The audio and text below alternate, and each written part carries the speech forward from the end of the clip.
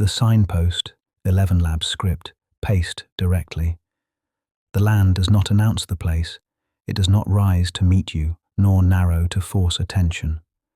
The ground simply loosens, the way it does when habit has worn certainty thin. Grass grows sparsely there, pressed flat not by constant travel, but by the way people slow without intending to. Stones sit half-set into the earth, nudged a little each year, never fully displaced. The paths meet without ceremony. None of them look false, none of them look final. They arrive as if they always have, each one carrying its own weight, its own history of use, its own silence. The signpost stands slightly back from the center of the fork, not where it demands the eye, but where it can be seen by anyone who stops long enough. It has been there long enough for the ground to adjust around it, for the grass to grow differently at its base, for the stones nearby to settle into new positions that no one remembers choosing. The post is cut from a single length of timber. Weather has done more to it than hands ever did. Rain has raised the grain. Frost has widened small splits that no one has tried to repair. Where palms have rested, the surface has smoothed, darkened by years of brief contact. 3 boards extend from the post. They were once the same. They are not now. One holds its line stubbornly.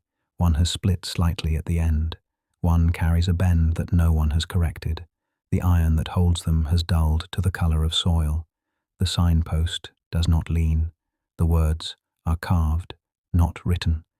They sit shallow in the wood, uneven in depth and spacing, as if the hand that made them expected time to finish the work. Some strokes are softened where the grain resisted. Moss has begun to settle into the edges of a few letters. They read, ease, burden, stillness. Nothing else is offered. No distance, no explanation, no promise. People read them as if they have arrived late to something already in progress. Most people do not stop. They come to the fork already occupied, by the road behind them, by what waits ahead, by the small calculations that keep a day moving. Their feet choose first. Their eyes follow.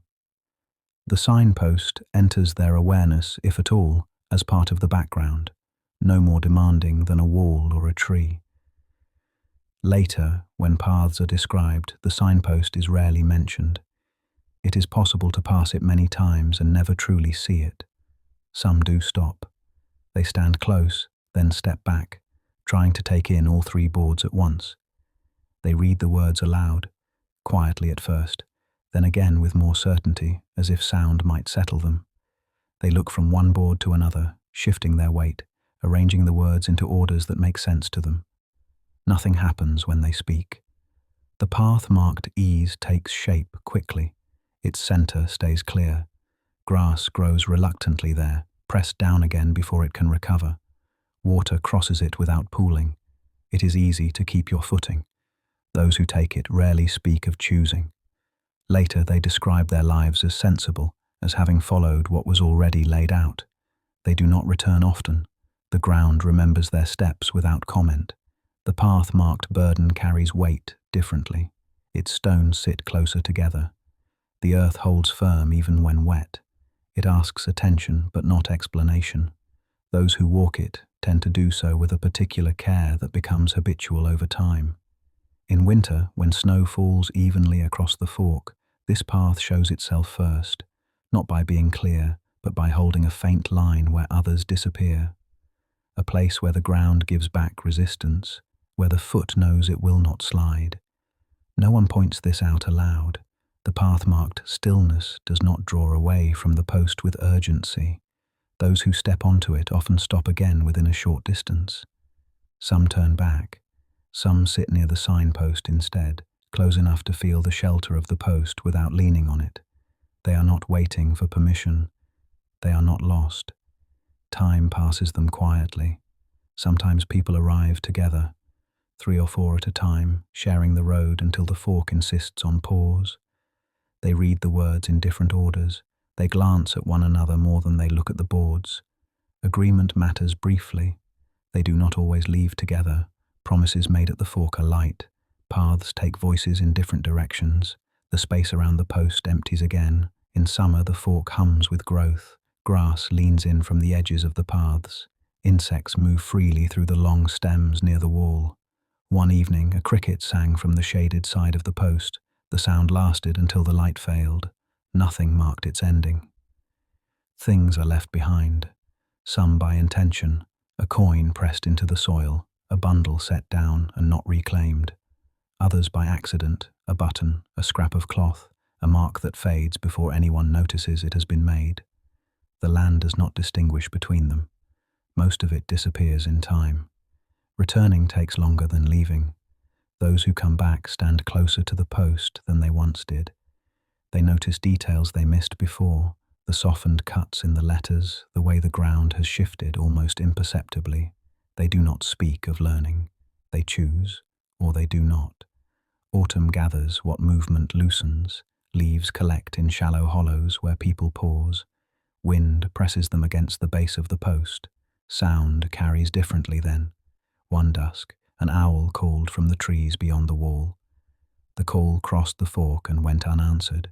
Winter flattens the place. Snow erases distinctions. Paths lose their edges. For a time, everything looks equal again.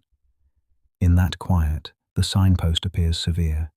3 words offered when the land itself offers little.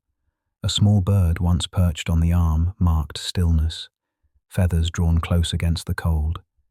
It stayed only a moment. The dry stone wall nearby loses itself gradually. No collapse announces its age. Stones loosen and fall where they may. Moss grows thickest where hands once rested, where breath warmed stone in colder months. No one repairs it. Paths change slowly. One narrows, one holds, one nearly disappears before returning again. Grass grows differently where feet hesitate.